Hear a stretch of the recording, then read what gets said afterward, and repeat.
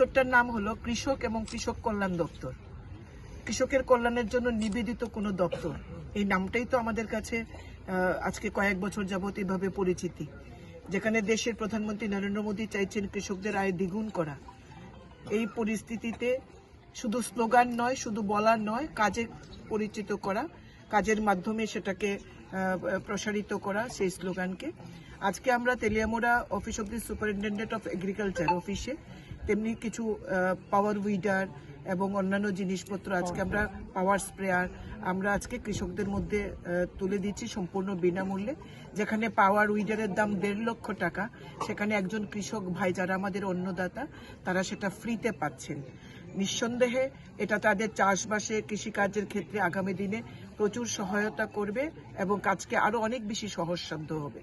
কৃষক বন্ধুরা অত্যন্ত খুশি সরকারের এই উদ্যোগে এবং মাননীয় কৃষিমন্ত্রীর এই উদ্যোগে।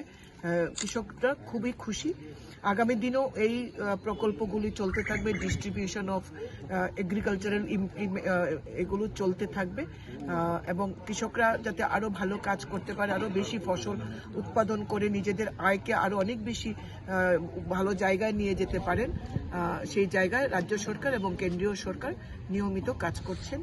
আমরা কৃষকদের পাশে রয়েছি, কৃষক বন্ধু সরকার আমাদের। আজকে মোট কতজন বেনিফিশিয়ারির মধ্যে এগুলি বন্টন করা হচ্ছে? আজকে 42 নাম্বারস বেনিফিশিয়ারিদের মধ্যে আমরা দিচ্ছি এবং অনুষ্ঠানে রয়েছেন আমাদের জেলার সহসভাধিপতি, আমাদের রয়েছেন চেয়ারম্যান পঞ্চায়েত সমিতি, ভাইস চেয়ারম্যান পঞ্চায়েত সমিতি, আমাদের পঞ্চায়েত সমিতির মাননীয় সদস্যগণ, এগ্রি স্ট্যান্ডিং কমিটির চেয়ারম্যান সবাই রয়েছেন, এসএ সাহেব রয়েছেন, দপ্তরের সমস্ত কর্মীরা রয়েছেন। সবার মধ্যে একটা আনন্দ, আমরা দিতে পেরে খুশি আর যারা নিয়েছেন তারাও খুশি। মানে এটা শুধু তেলিয়ামুড়া ব্লক এলাকার যারা এটা শুধু তেলিয়ামুড়া ব্লক এলাকা।